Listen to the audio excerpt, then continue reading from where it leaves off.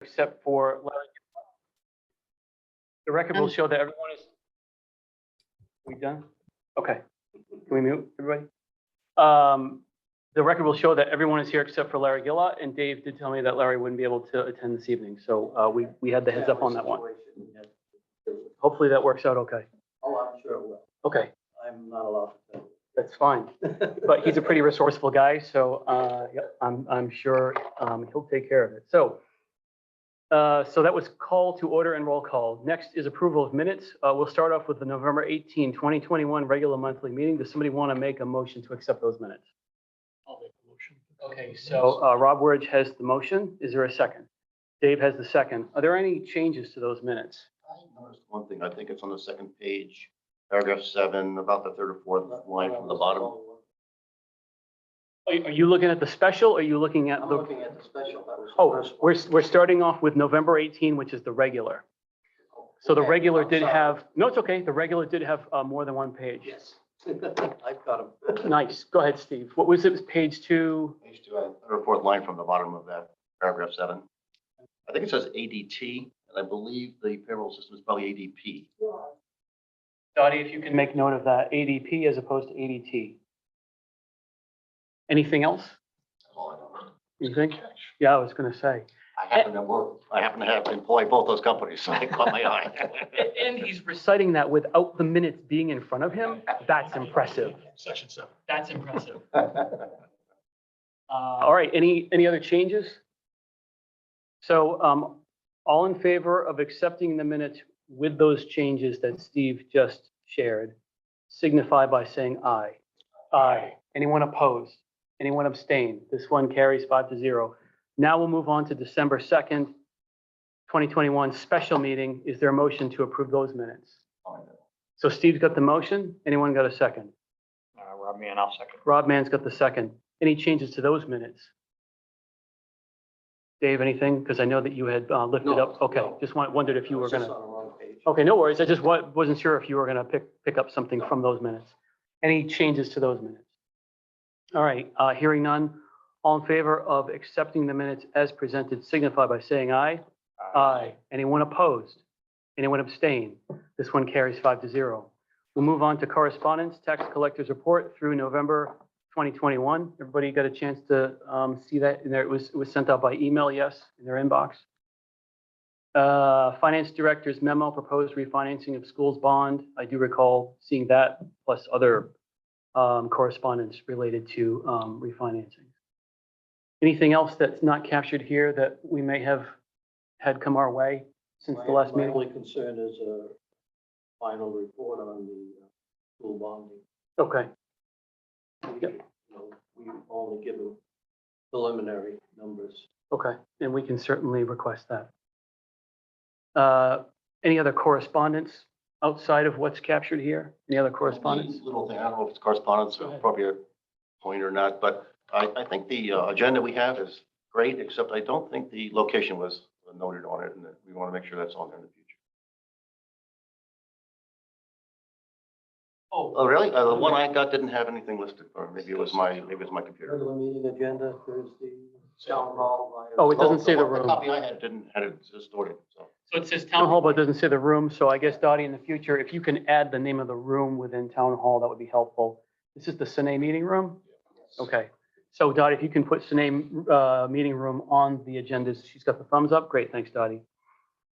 It looks like Orla had sent them a few more emails on the bonds about a half hour ago, so some people probably didn't. Okay. They So, weren't for discussion tonight. I just- and then, But still correspondence, go ahead. I'm sorry, No, no, David go ahead. asked from Marionappolis information, she also sent that. Internet, you know. No worries. But the spirit of that was to capture as it is correspondence. Yes. So yes, so no worries about the content. It's just capturing it as correspondence. And so the minutes will reflect that we referenced those. Any other correspondence that came in that that needs to be added to the list here? So hearing none, we'll move on to citizens' comments. Are there any citizens' comments? And are there any citizens' comments on Zoom? Oh, we've got only 4 people on Zoom? Oh my gosh, including us. It's Christmas. Whoa, it's Christmas. Any citizens' comments? Citizens' comments? Okay, hearing none, we'll move on to Selectmen's update. First Selectman Amy Sanage. Welcome, Amy.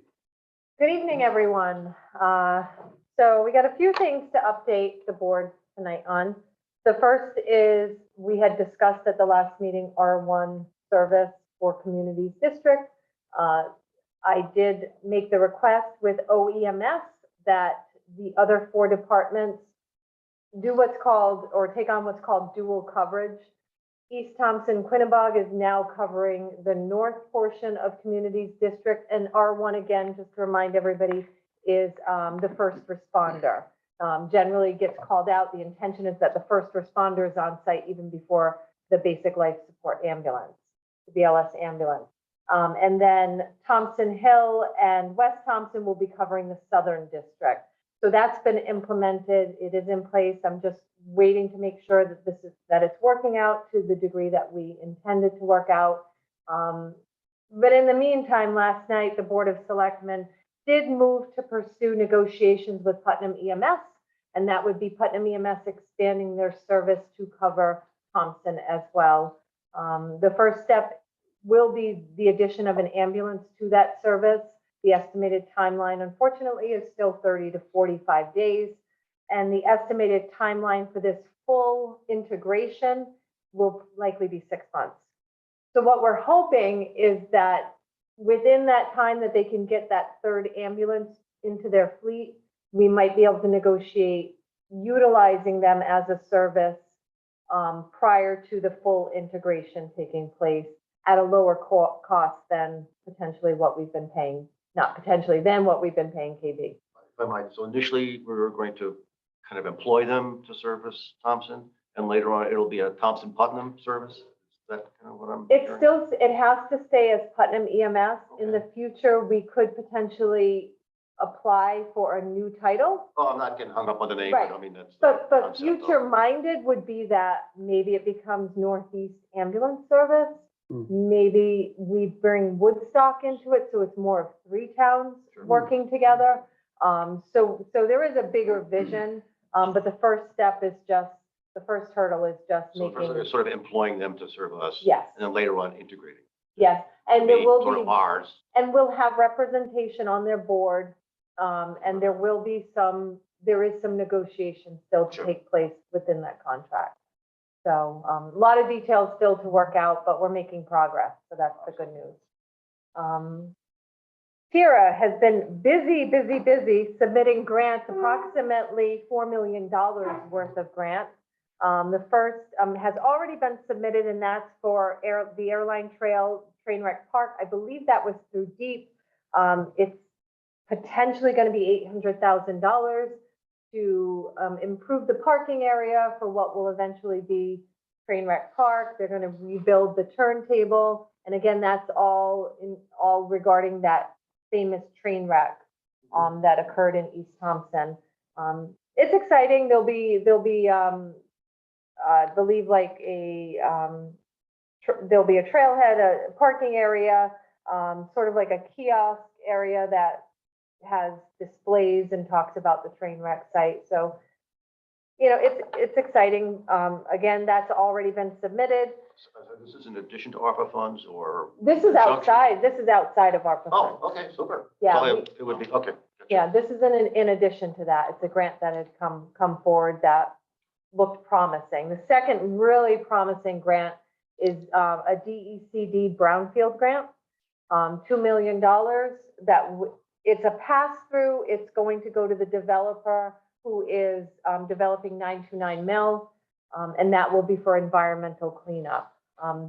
There's still a decent amount of environmental cleanup before the mill can be redeveloped. But that looks extremely promising. Which mill? 929, the river mill, the large river mill. And then the last one is the Connecticut Community Challenges Grant, and this is the one that's utilizing ARPA funds. So we're leveraging $1 million of the ARPA funds. So we got 2.7 million, but we're going to leverage $1 million of it to try to get more bang for our buck. And she is currently finishing up the work on that. It's due, it has to be submitted on January 14th. I'm So sorry, that's for what? That will be for 65 Main Street, the renovation of that building. It'll be the sidewalk project for Main Street.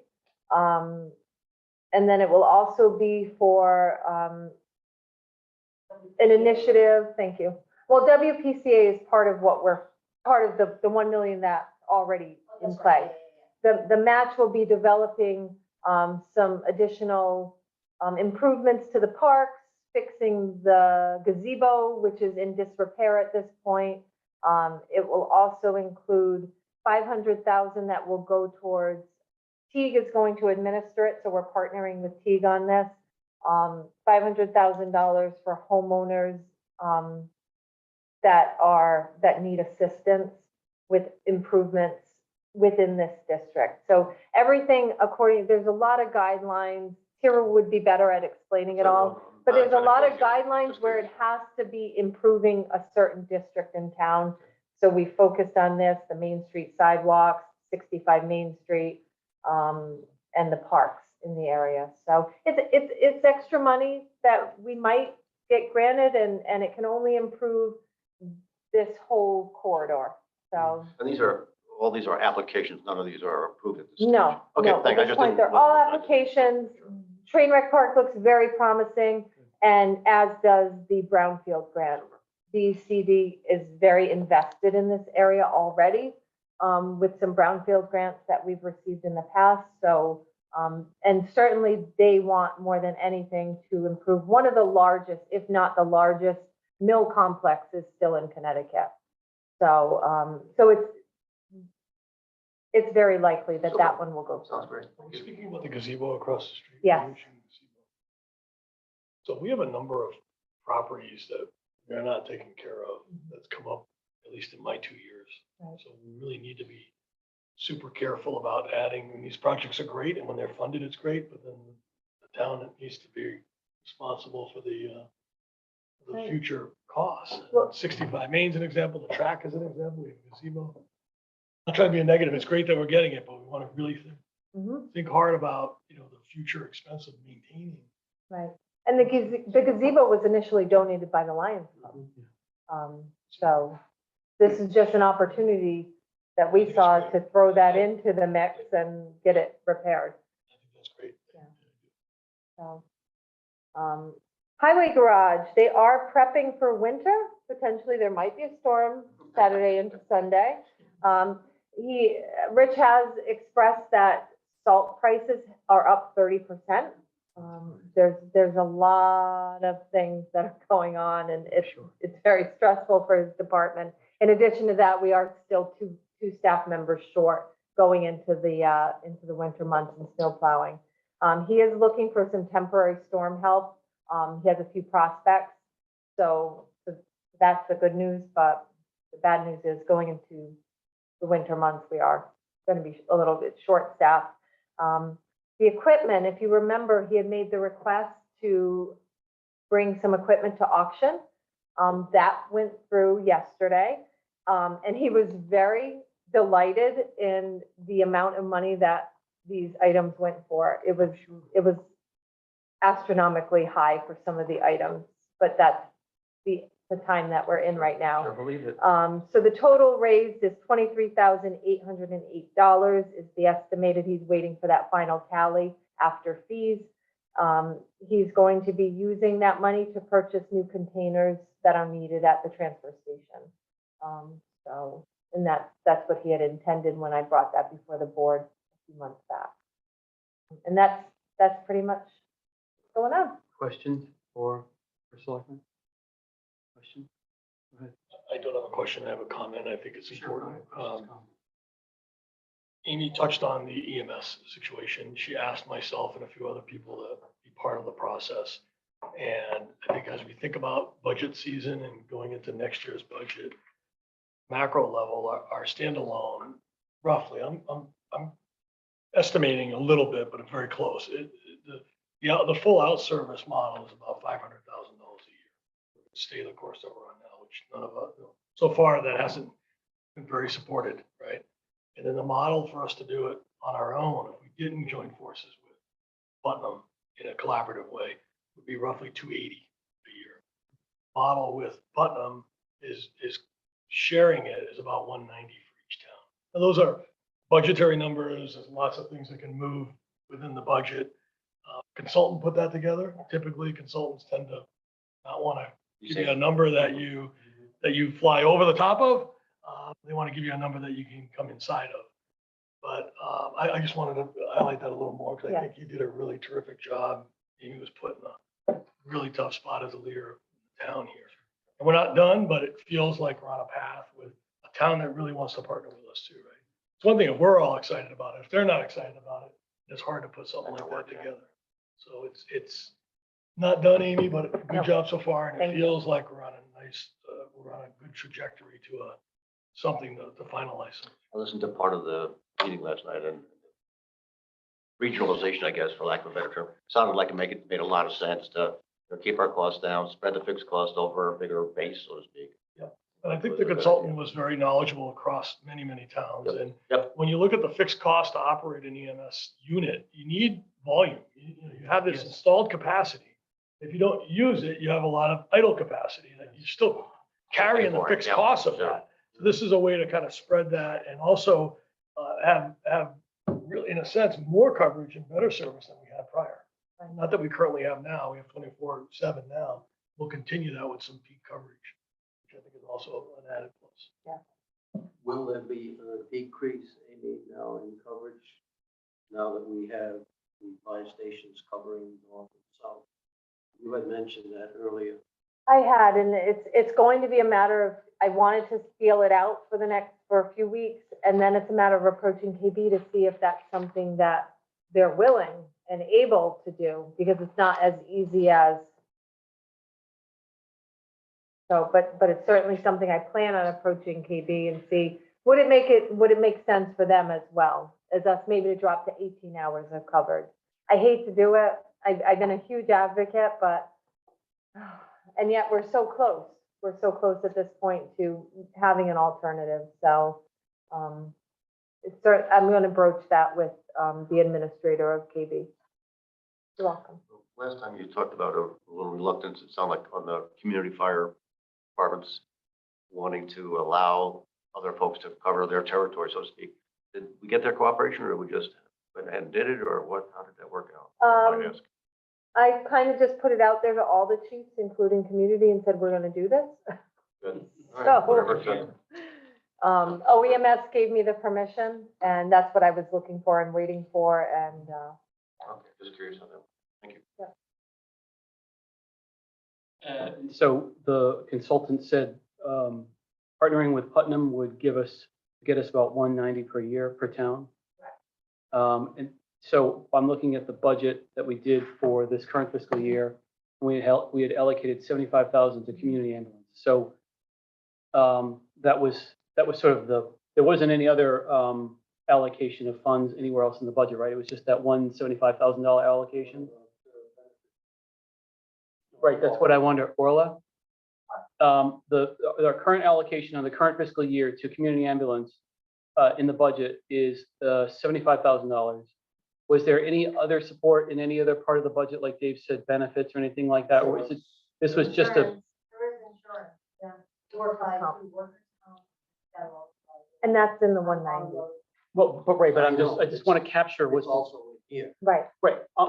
With my question, what I'm trying to capture is how much do we go up? So if 75 isn't everything, that mean what really is in this budget is 80 or 85 or 90 or something that captures not only this, but also insurance. And what's that? Right, so that's why I just wanted to gather, like, what's the real bump when we, yep, exactly.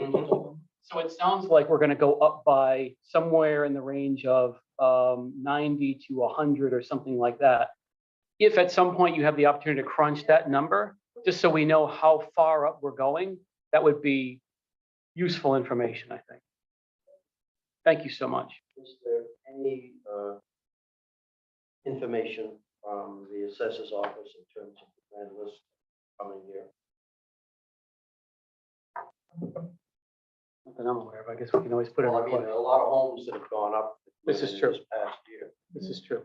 And I'm just wondering if, The deadline is February first. Oh, okay. usually we have a hint earlier Okay. than that. We're thinking budget, because that may in fact cover some of the increases that we're looking at. We had that same discussion, sorry. We had that same discussion last year.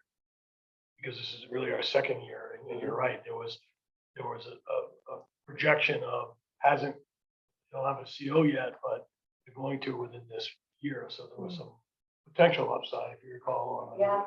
To your very point, there was some potential upside that we couldn't see today, but could flow through during the fiscal year. Well, you're talking about building permits.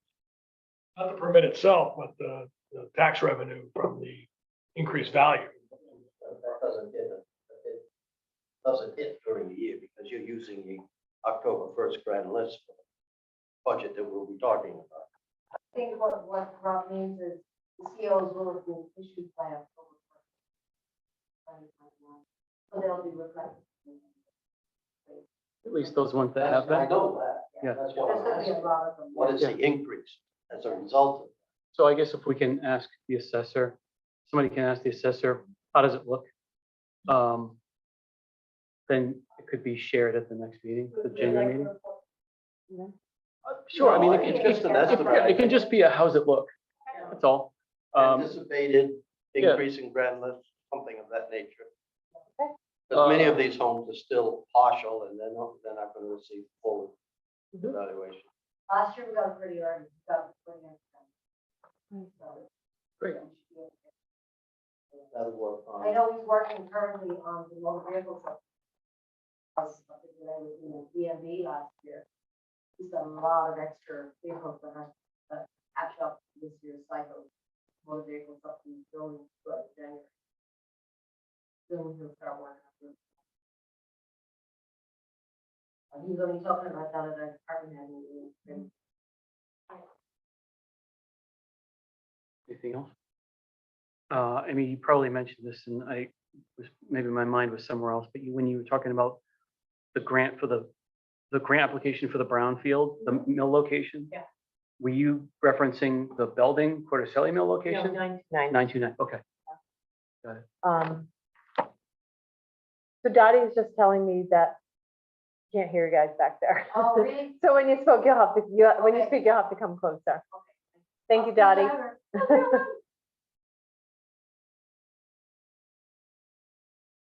Anything else? Thank you. Thank you, Amy. So we'll move on to school district update with superintendent of schools, Melinda Smith. Welcome, Melinda. Welcome, everyone. Yes. I'm gonna walk up a little closer. Okay, I'm good. So we currently have an enrollment of 930 students. That's down 6 students from last month's report. There are 411 students at Mary R. Fisher, 299 at the middle school, and 220 at the high school. We lost 4 students at elementary and 1 at the middle and high. We did have 7 registrations and we had 13 withdrawals. 8 moved out of town to another town in Connecticut. 3 moved out of state, and some of the discrepancy there is due to disciplinary action that was done by the Board of Ed. Turtle Lake Memorial High School is participating in a 3-year Teach Rock grant funded by Stephen Van Zandt. He used to be the sax player for Bruce, to integrate music into the curriculum. Last night, there was a national benefit concert that was held to raise funds for Teach Rock. And as I'm watching it last night, live streaming, because this is an international concert, there's one of our teachers in a highlight spot for the curriculum. So I was pretty blown away by seeing a Thompson teacher on the national stage. So it was quite nice. And he was highlighting the curriculum that he's integrating into the classroom. So I thought that was a lot of fun. Winter sports has begun. So we're only allowing home-based spectators. That means all Thompson residents and students, but we are not allowing visitor spectators at this time, primarily because of the COVID increase. We had students this evening. Kate Anderson and Cindy Roulette, our musical students, were caroling at Gladys Green to the residents there, and the residents were treated to cookies and hot chocolate as they came out into their little courtyard area. And it was really nice to see. It was a beautiful evening, and people were coming out, and just a nice celebration to get back to normal.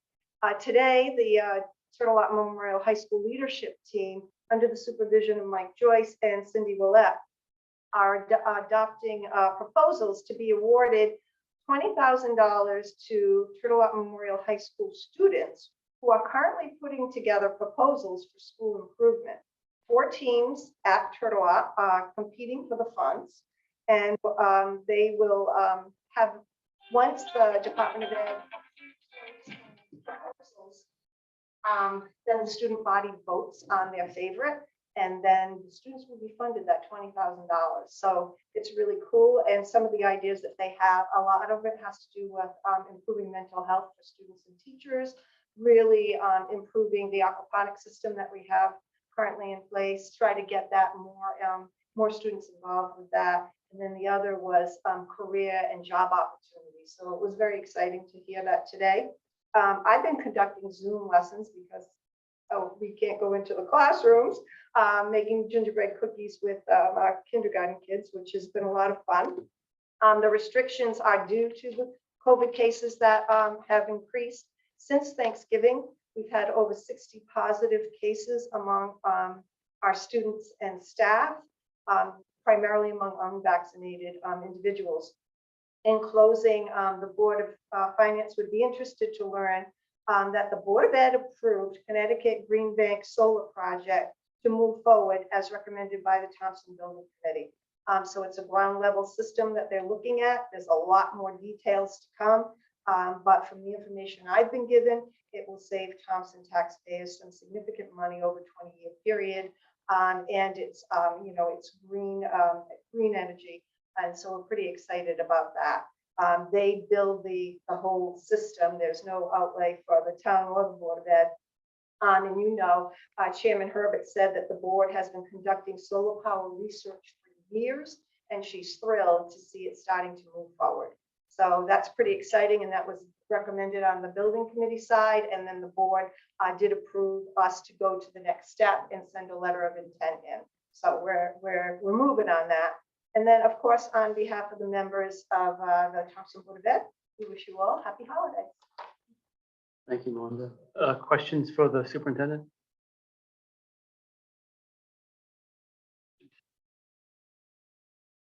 Melinda, is there any estimation as to where physically, geographically, those solar panels, is that what it's going to be? Solar panels Yeah, might go? so we do have a guesstimation. They're looking at, wetlands, but it's on the opposite side of the track. And trees would have to come down, Yeah. but it's all on town land, and Amy might have a better understanding of where that's going to be located. Yeah, I believe it was down near where the old, they used to run cross country, right? Isn't it in the back? Correct. So where the track is, down below. So Right. theoretically, if you had a vehicle that could drive past Teague, up over onto the field, across the field and down the other side, is that kind of where that would be? No, it's not more on the opposite side, right? The opposite side? So is it meaning it's like turn north? So you would drive across the track and then you would go into the woods over there? Basically, is That's it? where it looks to me. Yeah, okay. I will send you a Yeah. copy of the PowerPoint. That's I'll great. send it to Dottie, and she can put it out there. Yeah. Okay. They have a little sketch, and I can send that to you. But That'd be great. that's not, that's the place that they're looking at right now. I guess they assessed many different properties in town to determine which would be the best place to have a solar system. I think years ago you looked at putting it on the roof. That's not a feasible option any longer. But then the consultants settled on property that's actually on the campus. So good news about that. Ever since I've come, they were talking about solar, but I think it predates me by many years. Yeah, and I think one of the things, if this is Amy St. Ange, one of the rooftop options could potentially have been the town garage, but the roof is too old. So, and same with WPCA was an option for rooftop there, but the age of the roof prevents them from doing it. School roof, isn't it? Yeah, and they're just avoiding the school roof because of all the complexities of the angle. Flat roofs and not an ideal place. What about the library, if in fact? The library was ruled out Any as an reason? option. I don't remember exactly, but that was ruled out I as mean, an what option. you were mentioning, they're considering a new roof. Right, right, both there and the highway garage. So the highway garage could potentially become feasible Right. if we were to install the new roof. The letter of intent that goes in doesn't guarantee that we're gonna be getting the project, but it's competitive. So we're ahead of it. And I don't even think proposals have been released, but we wanted to, I think the the building committee and the Board of Ed wanted to have, all their ducks in a row so that when the proposal opens up, we can get right on it. Good news. Yeah. See where it goes. Here's one question, has the building committee done anything regarding the track itself? Yes, it really has. Amy, do you want to answer that? I can do my best. I know they've done the test borings. They've done the test borings, and they concluded what the final design would potentially comprise, correct?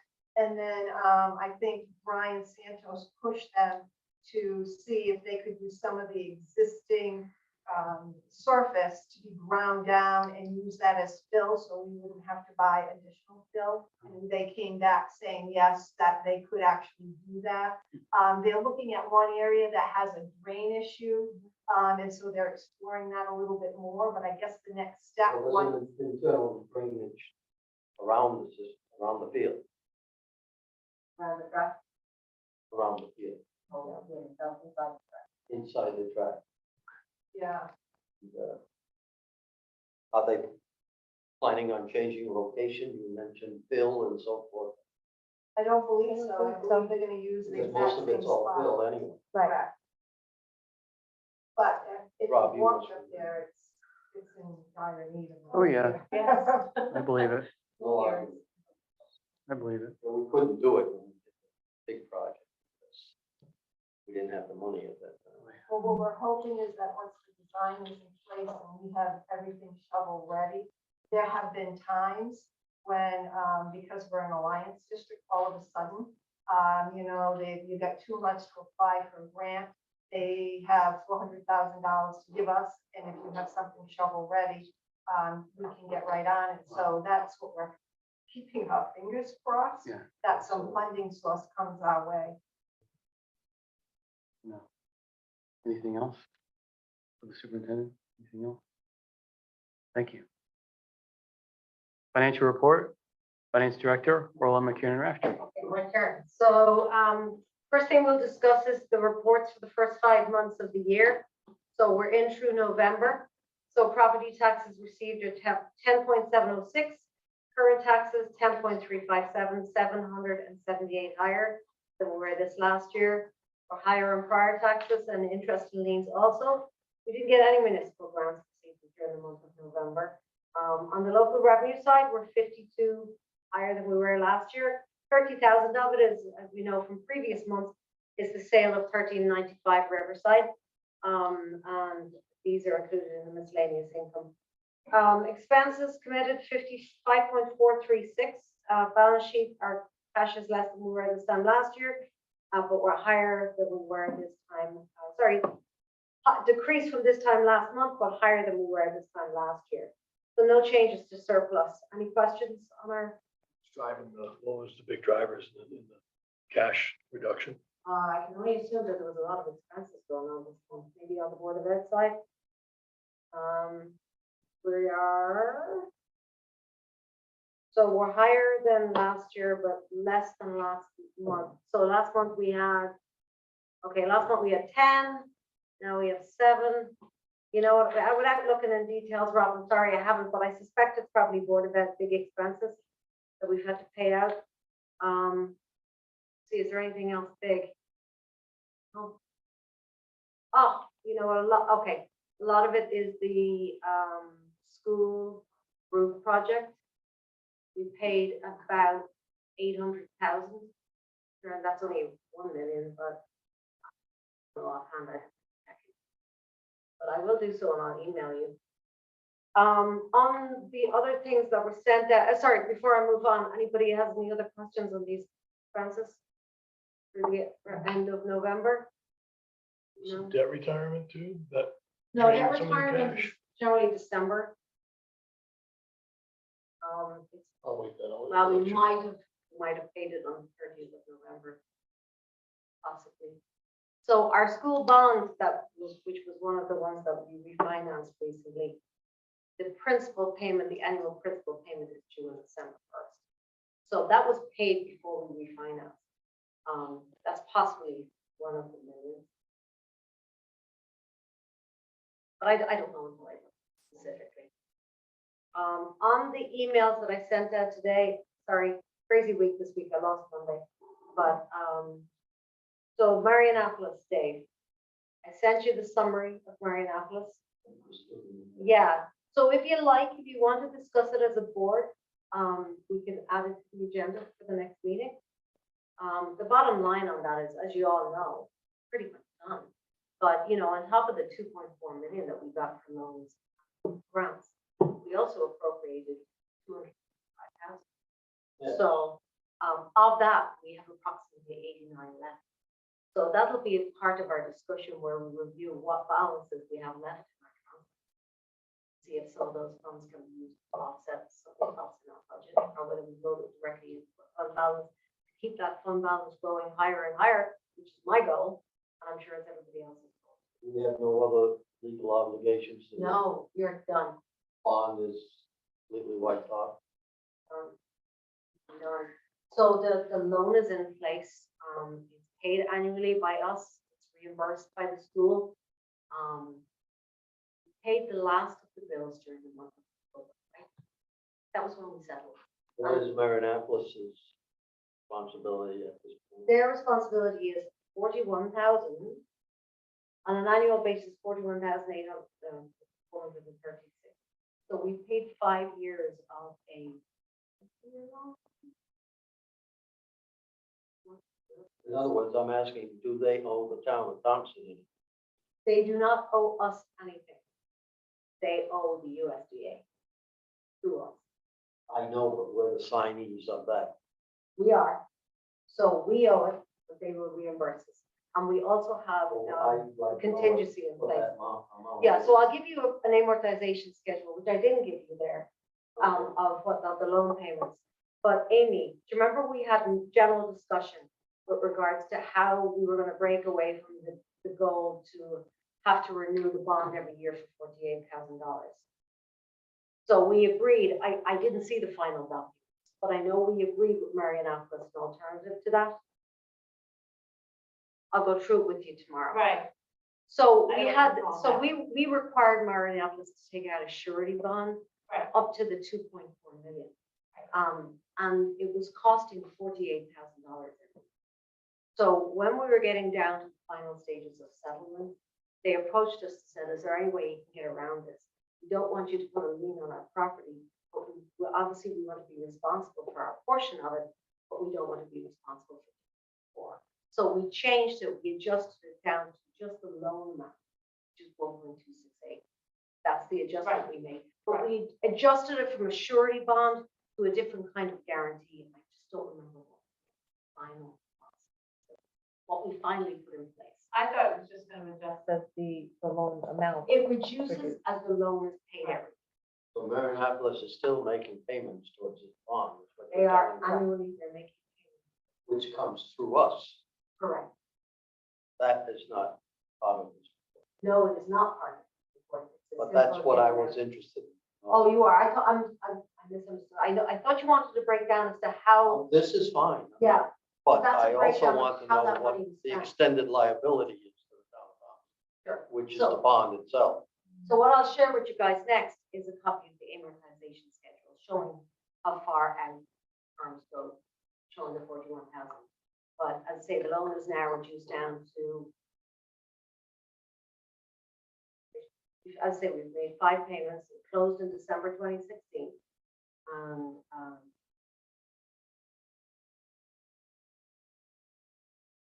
So it's still, oh, there's lots more left. I think it's a 20-year loan. I think it's a 20-year loan. Do you remember how many years? it was? No, I'm but I trying was to gonna think, you were say, around when this was going on. It was really you and I Dave were just around come at the on very and I had beginning. gone off when this was happening. That's It's right. so long since I looked at that. I'm sorry. It's just so long since I looked at it. but in general terms, Marianapolis is paying 1.268 1.268 was the for, initial principal. for a sewer line they never got. Good grief, No. good Right. grief. We can treat it as a pilot, No one listened to me back then. It's gone. you know? They're paying us 41,000 and change. Down 193 and over. So as we know, we have options to go back to the drawing board with this. USDA is always open. They, written to us informing us that we haven't complied with the directive. You're talking about The EEP, no, they were very aware of what was going on with the project. So, Here's a We crazy idea. acted in good faith, but. Right, we acted in good faith. Here's a crazy idea, and anyone is welcome to shoot me down. If we were to say to the USDA and DEEP and anybody else who cares, okay, that didn't work, we'll switch gears. Would you be willing to forgive what we owe you for the plan that got messed up in exchange for basically running the line across the bridge, 193? I mean, when you think about the crazy amounts of money that's been pumped out of Washington DC over the last 24 months, you just can't help but just raise your hand and say, would you let us forgive that if we do it right over here? I mean, No, I I can't think imagine it's any possible. question would be a crazy question at this point. you know what, it might be worthwhile having that conversation. You know? I know, I mean, I don't know whether the school wants to even go down that road. Right. They're I don't still- think they have a choice. Understandable. They Not gotta an go down immediate, somewhere. it's not an immediate need. But right now, But everything's the sort of the push for this whole project never happened. I mean, the purpose of this project. And I can remember, oh my gosh, I can remember being on the Board of Selectmen back in the 1990s. And this issue, this sewer line issue was a hotbed issue. How many years ago was that? 25 years ago? 1990s, yeah. So it would have been in the works even before the 90s. Operating as. That's it. So this has been going on for a long time. And I'm sure DEEP was excited when this plan was coming together because they thought, finally, we're going to solve this. And then, of course, the whole contractor drilling thing, and it didn't go through, and everybody sued each other. And now we're back to no sewer line, and people are paying for something they never got. And I just can't help but raise my hand and say, hey, guys, if you're willing to forgive on that, can we shift gears and go over there and just see what they say? Well, you know, Amy and I could have a discussion about this, because the management at the USDA level has changed since I started the conversations back in 2014. You guys started them a long time before I even came on board, but it might be worthwhile taking a look and see who's in charge now. At least if they were willing to forgive this old debt and let us switch gears, then everybody would get what they want, which is a sewer line, because they didn't get it with this fiasco where Marianapolis is still paying on 1.26 something for a sewer line that they wanted that they never got, that DEP wants to go up to Thompson Hill that they never got. That, my gosh. I'm just concerned that they are buying up property. They are housing students. I haven't noticed any additional, shall we say, leach fields and sewer systems being put in. I think they're pushing it, and I don't want to be on the receiving end. I think I think one of the reasons why they were interested in willing to do this in the first place is because it would have created a solution for any pressure from students living multiple students living in a building, you could always connect that building to the line. Then you could connect this building to the line. If for any reason you wanted to build an additional dormitory, all you gotta do is connect it to the line. And so not having a line means now they're stuck right where they've been the whole time, which is everything is on site, as opposed to connecting into the line. So they didn't get what they wanted, and they're paying for something that they never got. And I can only imagine that the town would be happy to not be under directive from DEP saying, yep, I know that was terrible. It was really unfortunate. We really feel bad for you. You're still under order. You're going to have to figure this out. You're still under order because we've been at this for decades. Oh my That's gosh. fear. That's why I've been asking these questions. Right. Like that, Marionapolis had added on. I mean, they added on, they built buildings up there, The new planning on having facility this has a connection. septic system, Huh? has a modern septic On system. site, yep, on site. Yeah. So, if we can get USDA to work with us, that'd be great. Yeah. Because at least then everybody gets what all these federal and state agencies wanted, which is a solution. True. Okay, so the other two things I emailed you guys today. The final close on the 2 million for the school roof project, which came in at 1.6, 10-year loan, we can repay it after 3 years. And then the other one, which we closed today, yay, refunding the school bond. Our balance principal at the moment is 5.18. We closed on that at 1.42. Last payment is due June 2028, so it's fiscal 28. So all of that is in your email. You got sent out today. But if you guys want to bring that up again, if you want to have further discussions, we can add it to the next agenda. And let me see, there was one other thing I've been working on with the auditors is our lovely fixed asset schedule. I know, Rob, you had asked. So I have the schedule, but I did want to share the numbers with you because I haven't sent it out via email yet. But we started the year with an asset total of, and this is for depreciation, this is just you're talking about your assets, 72.7 million. So we acquired assets of 919. This was a big year for us because of COVID funds, Alliance District funds. We had some big dollars coming in on some big projects. A lot of it was IT, but some of the other stuff, it was other projects too. But then we disposed of retired 2.37 million of assets going back to 1990. So I got a lot of cooperation from department heads all over the town, Board of Ed, town, to try and get this list down. So currently our list is now down to 71.268. I'm compiling our awful system within Munis for recording assets, but I've managed to put it all into a spreadsheet that is a working spreadsheet. We'll be moving into a different fixed asset schedule. The auditors have given me great advice on this other product that actually integrates with Munis. So Marshall is going to train us on how to use this system, and it's really inexpensive. It's actually cheaper than the Munis option that we have. So for 2022, we're going to use that.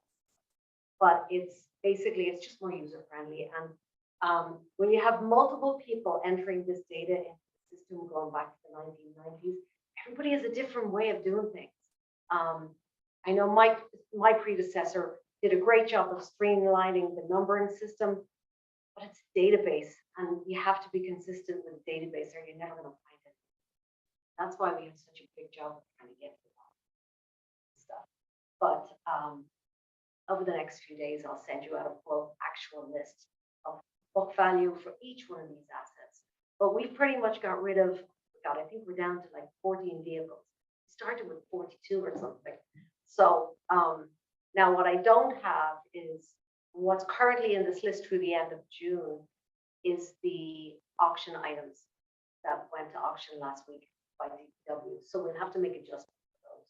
But Rich said he would keep me informed as to how much money we're getting. And he has an individual list. So again, I can get this stuff updated. But I'm glad it came up because it was definitely one of those things. Clearly, Mike did the same as me. It was way down the priority list. It's the last thing we did as part of the audit.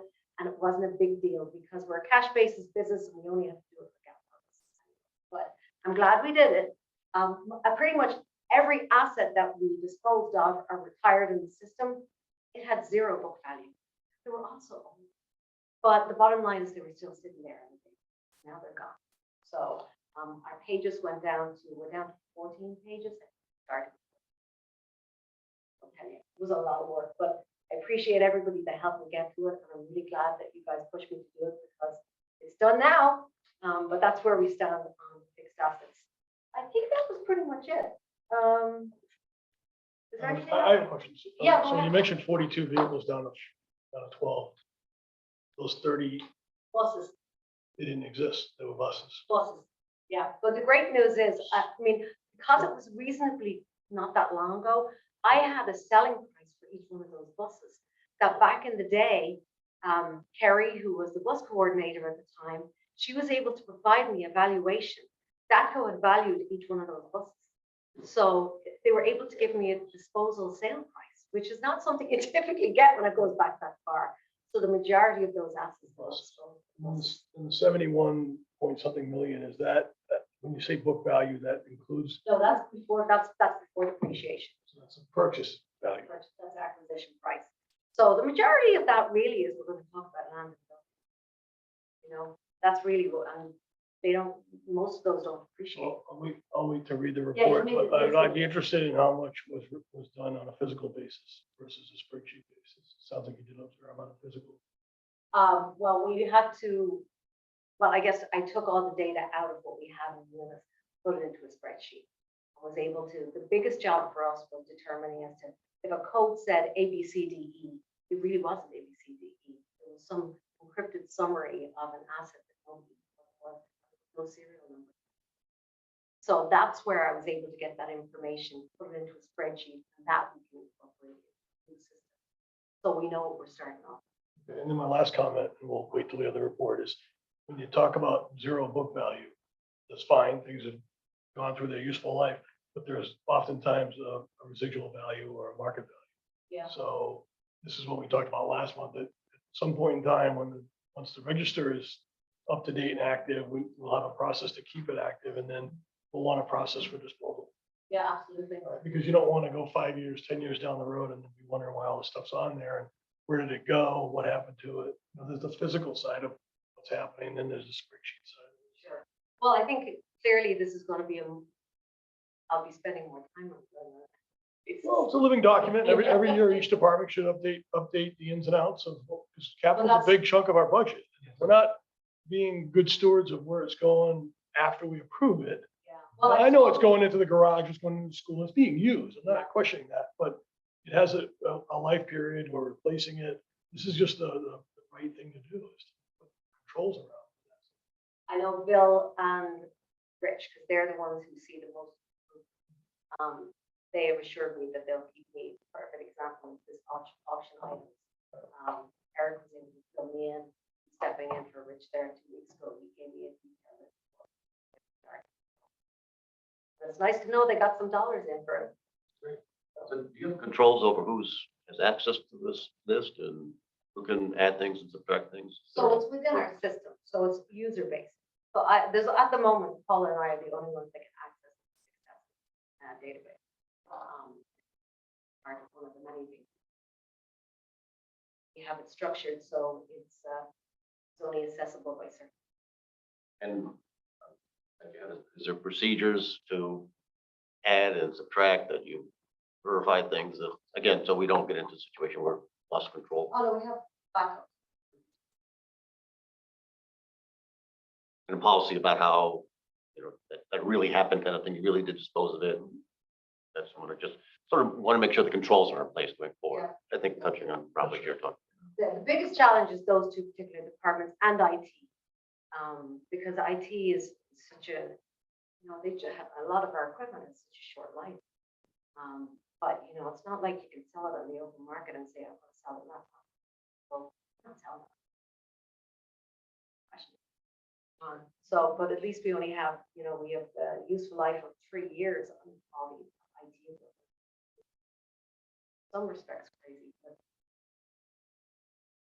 Well, that's the accounting life. The actual life may be quite different, shorter or and longer. it So, depends on the Sure. level. Heather was a huge help with regards to going through. She had some network equipment that's going back to 2003, and we're both scratching our heads going, before, when did Heather start? Probably after 2003, right? For Heather Burns, how long she worked with you? How long has Heather worked with you? Oh, before I came. Yeah. Yeah. I think she maybe she started at 2010, but as I say, this equipment was bought long before either of us came on board, so. she said, no, that's not on my inventory. We'll just give you an example. Go ahead, Dave. Question on the, sale of equipment. You had 23,000 plus coming in. Where is that? I haven't seen it yet. It's just still waiting for the transaction to complete. The auction took place yesterday. Okay, but where is it going? We're going to miscellaneous. It's like Rich wants to buy boxes. Well, that's And- what was approved by the Board of Finance for Rich to be able to utilize it for needs at the transfer station. What was I that never approved by saw the that Board of motion. Finance? Yeah, it was a few months ago, quite a few months This ago. Board of Finance? Wait, They got- meaning this Board of Finance, Oh, I might have been away. because I think of this Board of Finance as the Board of Finance that began after Election Day of 2021. I'm So the thinking previous Board of back in- Finance. It was probably when I was away. I'm just curious as to how it is spent. I don't particularly care for that type of handing over responsibility of money to other functions. What would, I think I agree with you, but I just don't understand exactly. Oh, it's typical federal government. They just say, we got 3 billion here and, this department can spend it.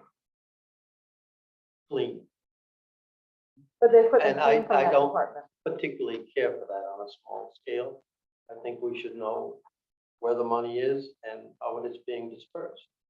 So if I follow you, meaning in a situation like this where fixed assets have been sold, the money comes back into sort of the central office, comes back to the finance director, goes back into the general fund and then gets parceled back out again? Right. I agree with you. Doesn't, it I want to know where it's going. isn't Rich's money. It isn't Rich's money, it's the town's money. That's right. But if I could, So go ahead. I too agree with one to add on is that I'm okay with it coming back with a recommendation. So, oh, of course, I don't, yeah, I, Rich fine. has a need, and any department has a need, and they can find a way to Absolutely create right. more revenue.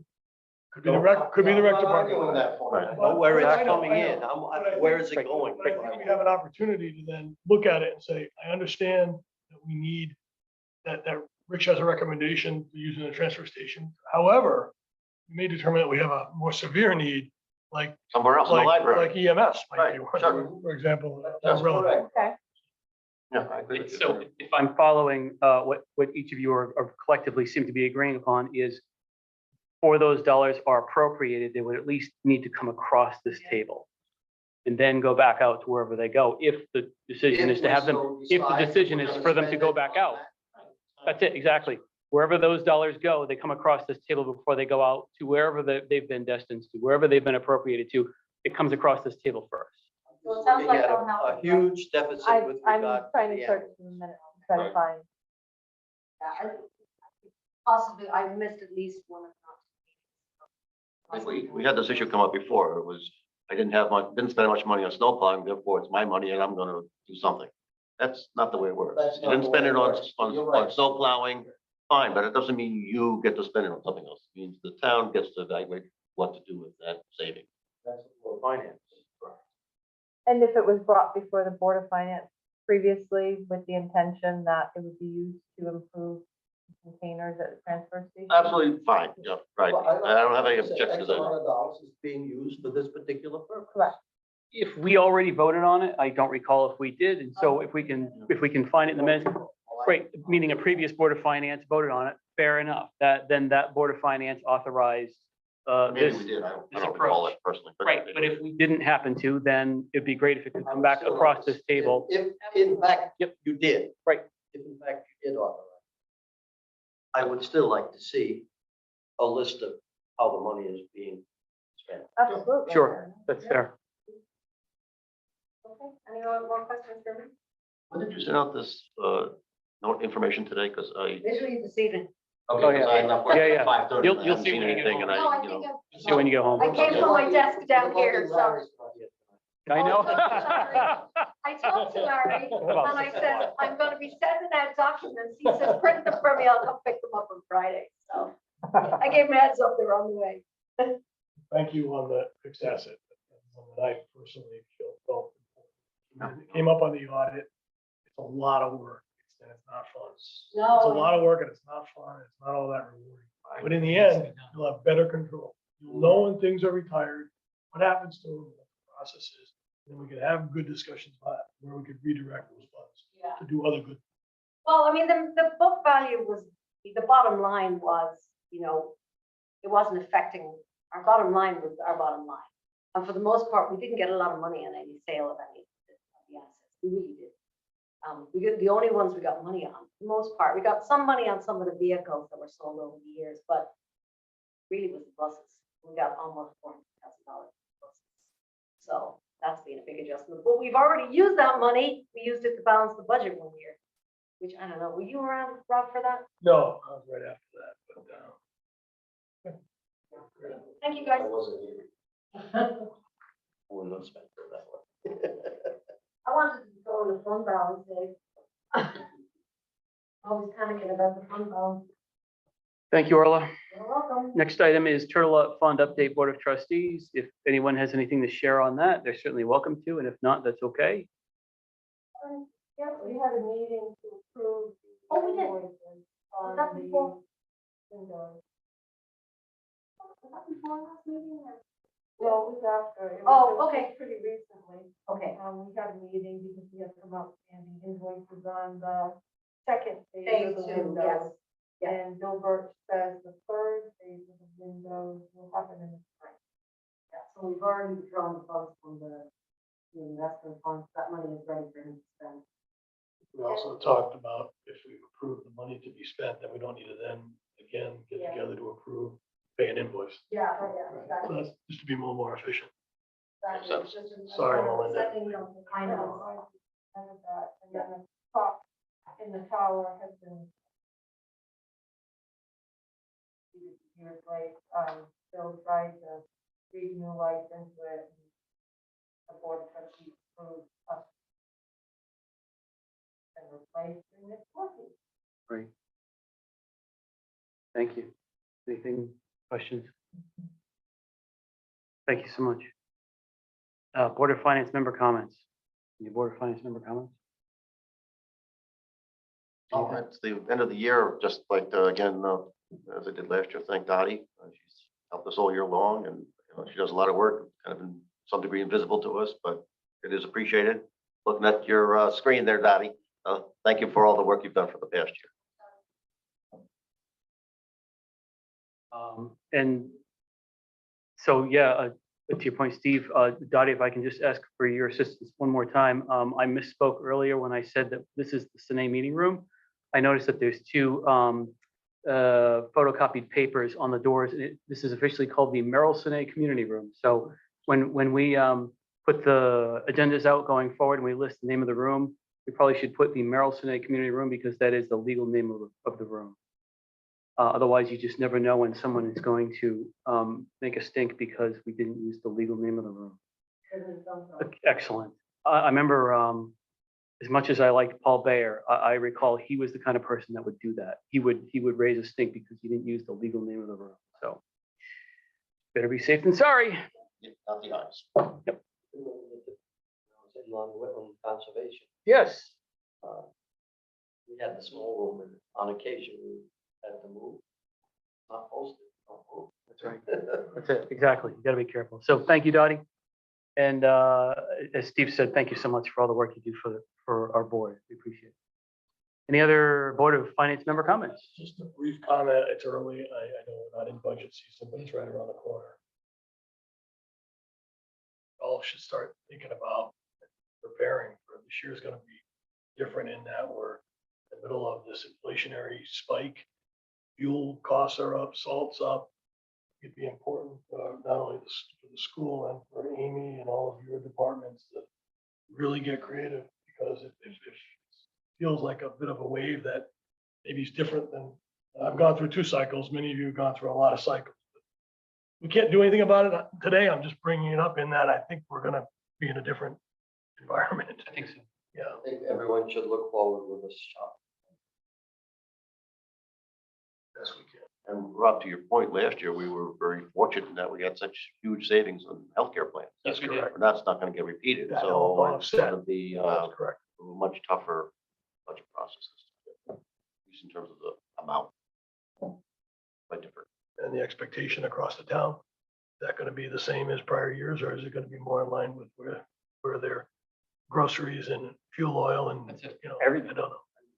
I know, I just, Right across the board.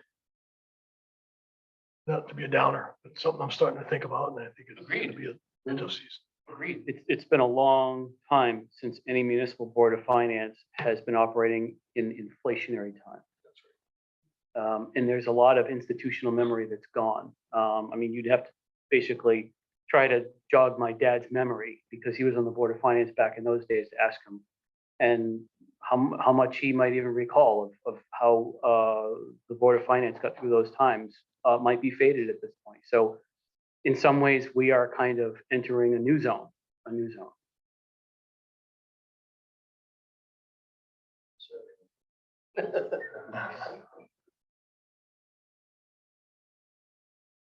Anything else? Anything else? All right, is there a motion to adjourn? Steve's got the motion, and Rob Word says a second. All in favor of adjourning signify by saying aye. Aye. Anyone opposed? Anyone abstain? This one carries 5-0. It's now 8:07 PM according to my cell phone. Thank you, everyone. Merry Christmas. Merry Christmas.